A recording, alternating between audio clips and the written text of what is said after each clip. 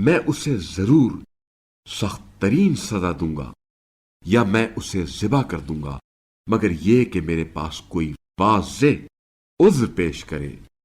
زیادہ دیر نہیں گزری تھی کہ اس نے حاضر ہو کر کہا، مجھے اس چیز کا علم ہوا ہے جو آپ کو معلوم نہیں، اور ملک سبا سے آپ کے لیے ایک یقینی خبر لے کر آیا ہوں۔ میں نے ایک عورت دیکھی جو ان پر حکمران ہے، اور اسے ہر قسم کی چیزیں دی گئی ہیں، اور اس کا عظیم الشان تخت ہے۔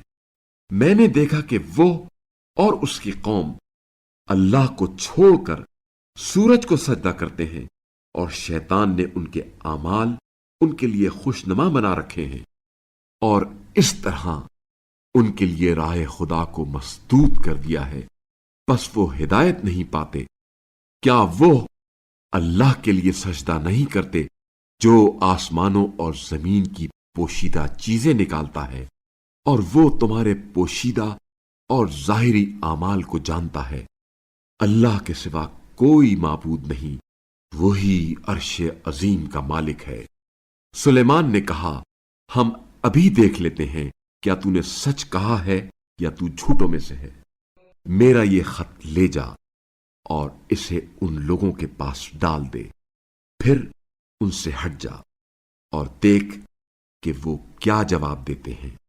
ملکہ نے کہا، اے دربار والو، میری طرف ایک محترم خط ڈالا گیا ہے، یہ سلیمان کی جانب سے ہے، اور وہ یہ ہے، خدائے رحمان و رحیم کے نام سے۔